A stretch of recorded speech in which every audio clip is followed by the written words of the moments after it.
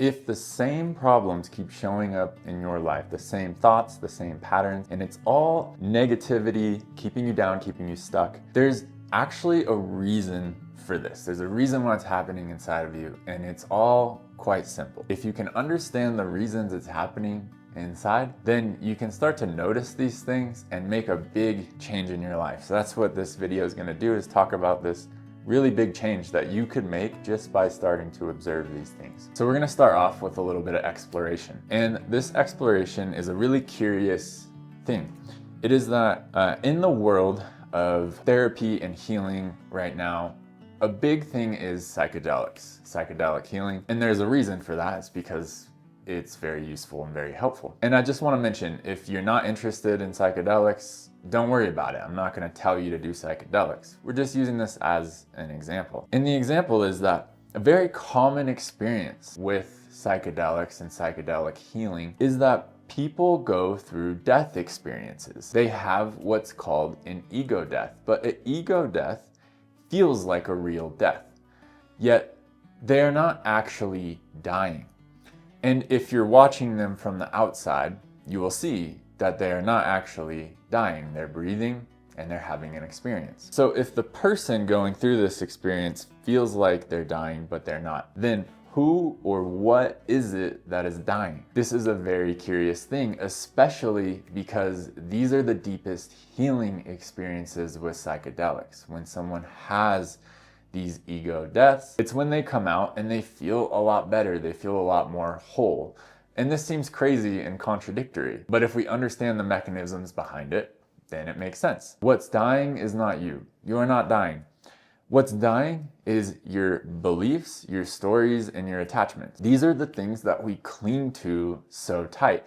We cling to them so tight that we think they're us. Now I'm going to mention that this video is part of a series on my channel. It's called the Gates of Healing series. I release a new gate. I talk about a new concept of healing every month for all of 2026. And I started off this series, I recommend you go back and check it out, by talking about the gemstone. And what this is deep inside of us, innately, is a very pure and innocent being. If you think about a newborn baby, have you ever seen a newborn baby that does not seem pure and innocent? That would basically be impossible, because they come into this world brand new and they come from that place. They have nothing on top of their gemstone yet. They are pure. So if you consider that you were once a newborn baby, which means that you were once pure and innocent, this is you. This is the core of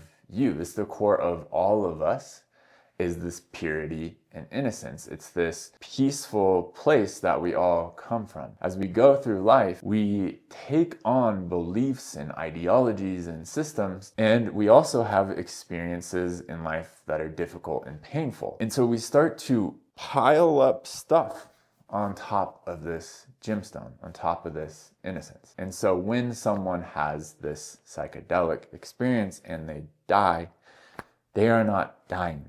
What's dying is these things that were piled on top, these belief structures that we think are ourselves, but at the inside, at the core, it's not you. It's just something that was handed to you. And these things that we gather and take on throughout our life, this is what keeps us stuck. And it keeps us in negativity. It keeps us in the same old loops that we've been running. So now I want to introduce the idea of stories. Now, inside of our mind, we are talking to ourselves all the time. Have you ever noticed that? Have you ever noticed that there's always this inner monologue? And if you pay attention right now, right this moment, you're listening to me talk on this video. And at the same time, you have something in your head that's talking to yourself. So you are both listening to me and having a conversation with yourself. Now, these internal monologues, they clog our awareness. It's like having a lot of bugs on your windshield. And if you have a lot of bugs on your windshield, you can still drive, but it would be much nicer and much clearer if you wiped them off. So we have this voice in our head that's talking all the time. Now, this doesn't seem so crazy. We're so used to it. But this is actually what continues to shape and push us into all of our patterns and craziness in our lives. So how does this happen? When we are young and we're growing up and we're in that innocence and purity, we're learning in the world, and the way that we learn is by our parents, by our families, and then eventually by school and our coaches and our teachers and all of these things. And as we're learning, we're taking on the beliefs and the structures of everyone around us. And we are so sensitive and we're in such a place of learning that even things that go unsaid are understood. We know what that means. If like my family doesn't like this type of person, we don't say it, but we know it. It doesn't need to be said. So all of this stuff, all these beliefs of everyone around us are being taken on and imprinted into who we are. And of course, we don't know we're doing this. This is all just subconscious, and it forms these beliefs in our world that this is true and this is right and this is real, when in fact it might not be. Now, this is one way that we take on beliefs, ideologies, and story structures, but another way that we do this, and this way is super important, is that we form protections around ourselves. So as a newborn, we are pure and innocent. But what happens in our life to everyone is that we eventually encounter pain. I'm not talking about physical pain, I'm talking about real pain, stuff that scared us, stuff that hurt us. And pain is the worst thing in the world. It hurts, literally. Now, if you've never thought about it like this, I give you the opportunity right now to think about it like this, that inflictions of pain of someone disobeying our trust, or, coming at that gemstone basically and hurting us, like, this pain hurts more than physical pain. And that seems crazy to say, but these inflictions hurt the core of our being, right? They're like, our very root of us is threatened. And in that threatening, it's scary. And we bring a lot of fear into our bodies. We bring a lot of fear into our system. And so what we end up doing is we end up protecting ourselves, because this purity inside of us, we don't want this to be hurt. Like, that is so scary. That's the last thing. I mean,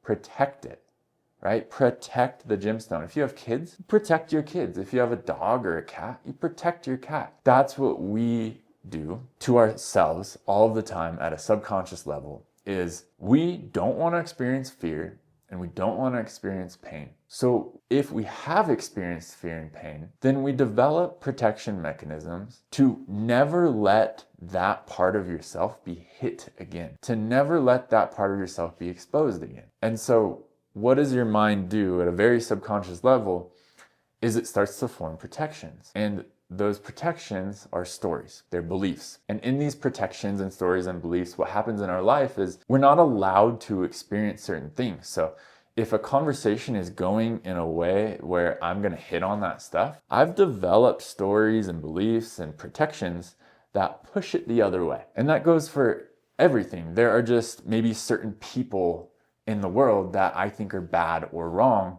not because they're bad or wrong, but because they expose a certain part of myself that makes me feel the pain and the fear. And same with places and things and animals.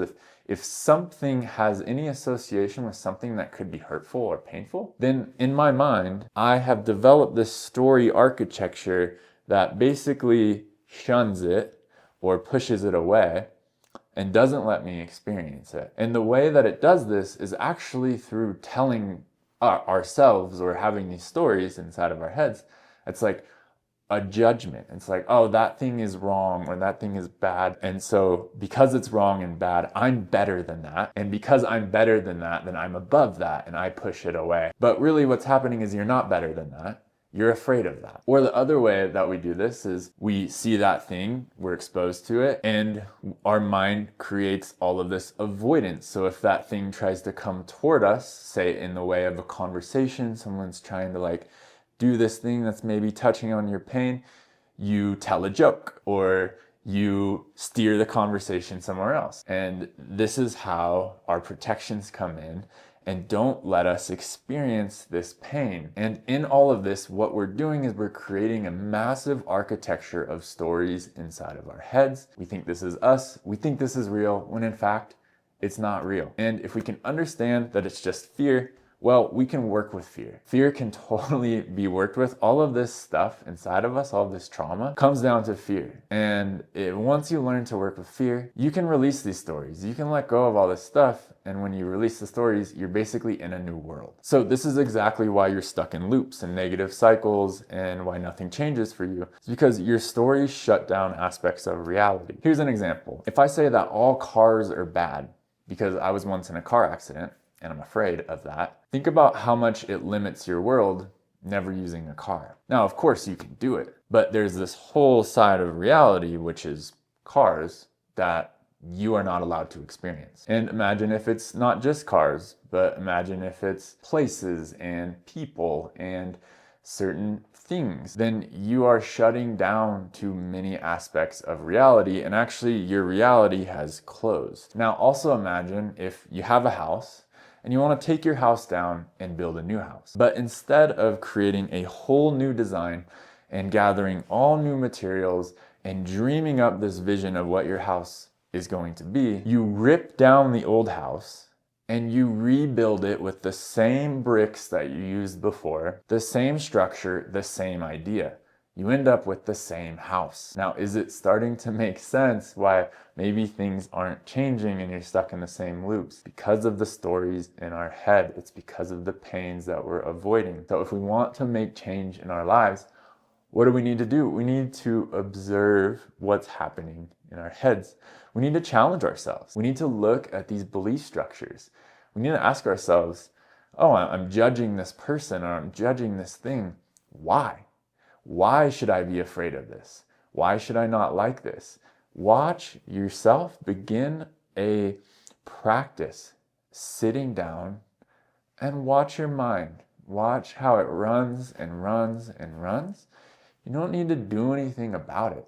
Just notice that it's there. And if you can notice that it's there, then your consciousness will begin to question, why am I doing this? Why is this happening? Quite honestly, your journey will just go forward from there. This is the beginning of meditation.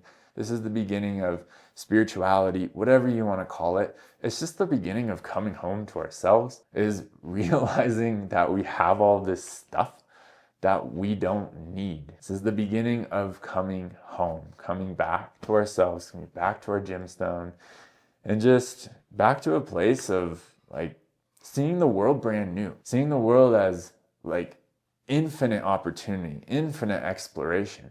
This is what's possible for us when we let go of all these things. So I do hope this is helpful. Look, I got this playlist for the Gates of Healing. Check that out. I also have meditations. I post a few meditations per week, and it's basically all centered around what I'm talking about here and also relaxing the nervous system, which is kind of the same thing. So check those out and like the video, leave a comment if this is helpful.